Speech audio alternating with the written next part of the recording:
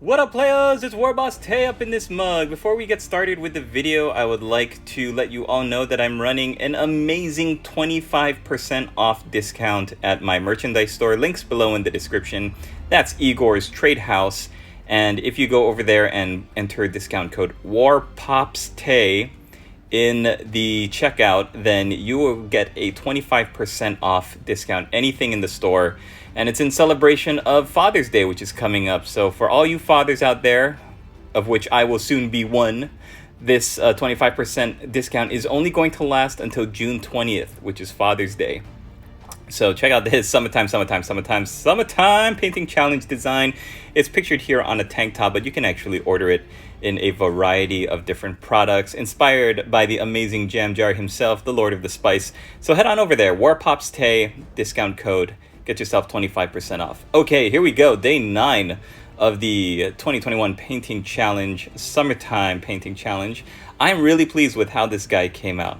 He took me about an hour, and that's because I spent so much of that time figuring out what my process was going to be. And this is where I want to really emphasize that if you're going to take on a project or anything, a large army, even a squad where you're painting similar looking models, I suggest you do a test model to really hone in on what your process is going to be.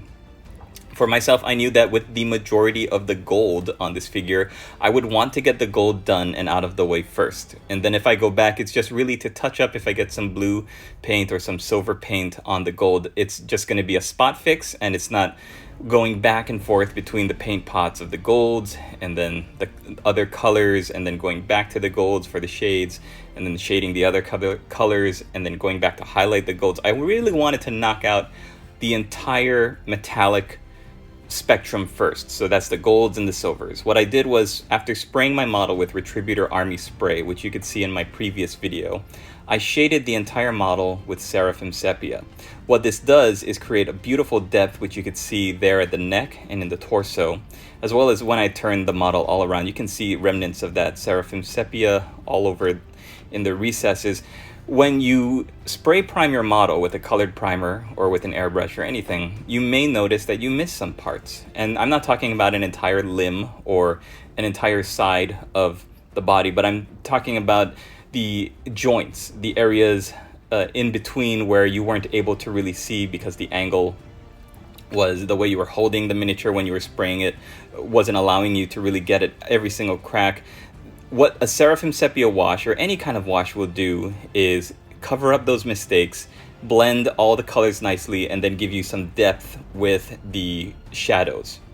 So, pro tip, if you're going to spray prime your model, use that wash right after to figure out how you're going to highlight back up. If I had saved the wash, if I had gone into the blues or the silvers, those unprimed areas would be staring at me in the face, laughing at me, mocking me, and sending me on the road to defeat. So a little mental trick to help you get more motivated and energized: hit the model with a wash as soon as you're done priming it. Then I went into the highlights, which was just Liberator Gold and then some Stormhost Silver for really fine highlights to show the light reflecting off the gold and creating a silver shine. And then I went into the colors, which is Cantor Blue for all the blue areas. And you'll see on the shield, I did a fun little beams of energy emanating from the hammer symbol, and that was achieved by lightly brushing very faint strokes of Alaitok Blue, and then adding in a little bit of Ulthuan Gray for those highlights, and to really tie the colors all together so they don't look streaky or too popping out of that Cantor Blue. I don't shade with Drakenhof Nightshade, which is what I would normally do, but what I did was take my Cantor Blue and turn it into a glaze by adding in a lot of water to the point where the paint becomes almost like a cream consistency. And that ties in all the colors really nicely. So I'm really expecting this model to be carried over to my other models and to replicate the paint scheme, but I really couldn't have done it if I did not nail down the process here. So figure out what you're going to do, nail down your process so that every time you pick up another miniature, you're not staring at the starting line and trying to figure out a different way to get to the end point. You want to nail down your process, and then everything else, just follow that process, follow the recipe. So today's daily question is, what is one of your favorite moments in wargaming or role-playing? Describe it. I've mentioned Boot Stew before. It was this campaign where the adventurers I was the game master of, I had put them in a house. They were trying to find an inventor. The inventor had gone missing, and then the cops show up, the city watch show up, and these player characters are suspects, so they're going to take them in. But my group doesn't want to go in. They resist arrest. Well, first they try to talk their way out of it.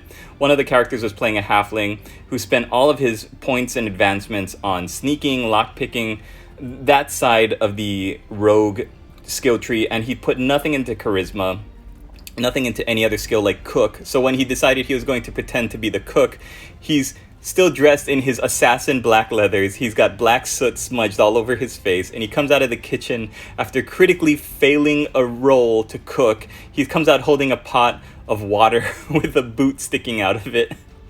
And he said, "Oh, this is me famous boot stew, officer." And then they gave chase.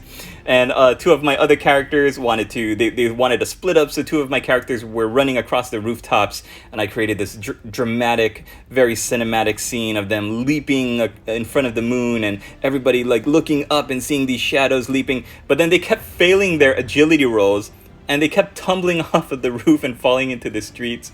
And they were so stubborn that they would run back into whatever building they fell off of and find their way back to the roof just so they could continue running on the rooftops. It was a night of hilarity. The City Watch, because they were so mad at these characters, they had brought out a cannon and were shooting down the streets at them. Oh man, what fun.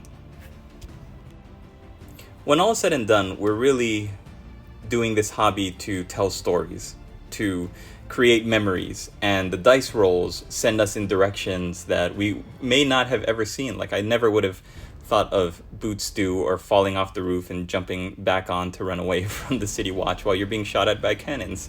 But it's because of the dice rolls. It's because you're with a group of people that have such imagination and creativity, and you're all laughing together and you're creating these cinematic experiences. That's why we paint, because we want the pieces that physically represent what we're talking about, what we're imagining, the stories of these armies clashing across the tabletop. We want to look at them. We want to see them. We don't just want to see unpainted gray plastic.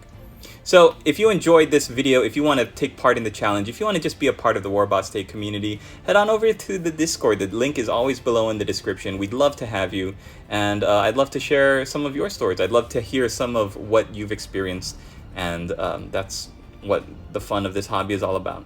Hey, thanks for watching, everybody. Hope you enjoyed this one. It's a scorcher out there, like the days before, like days after. It's the middle of summer, so stay hydrated, stay safe. We'll see you tomorrow for day 10.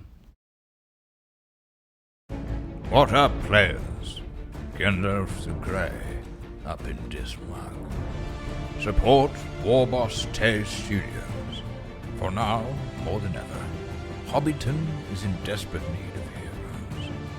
Heroes like Daniel Sprinkle, Scrag Fist, Pix, Dicey Guy, Play It Painted, and Logan Swanson.